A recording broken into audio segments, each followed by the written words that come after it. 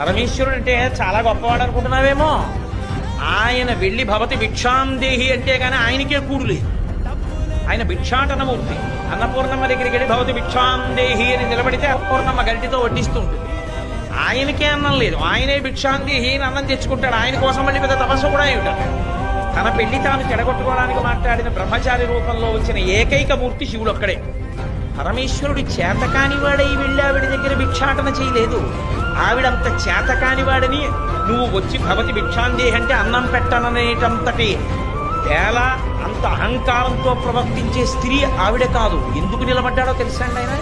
పరమశివుడు ఎందుకు నిలబడతాడో తెలుసా? ఆది భిక్షువు అని. లోకంలో ఎప్పుడు ఎక్కడ ఎవరికి ఏది కావాలన్నా కదలికలన్నీ ఆవిడే ఇవ్వాలి. ఆవిడ ఇవ్వాలిరా. కాబట్టి ఆవిడ దగ్గరికి వెళ్ళి అమ్మా నాకు అన్నం పెట్టమ్మా అని అడగరా అంటే నేను అంతవాణ్ణండి, నేను ఇంతవాణ్ణండి, నేను వెళ్ళి ఎలాగో ఆడదాని దగ్గర చేయి చాపుతానండి అంటారేమో. ఒరే, లోకములన్నిటినీ సృజించి పెంచి చెట్ట చివర నాలో లయం చేసుకోగలిగిన నేనే వెళ్ళి ఆవిడ దగ్గర నిలబడ్డాను, ఇక నీకేమో అవమానం నిలబడ్డానికి అని అందరినీ ఆవిడ దగ్గరికి పంపి ఆవిడ అనుగ్రహం కలిగింప చెయ్యాలని ఆయన నిలబడ్డాడు. చేతకానివాడై కాదు. అందుకు ఆది భిక్షు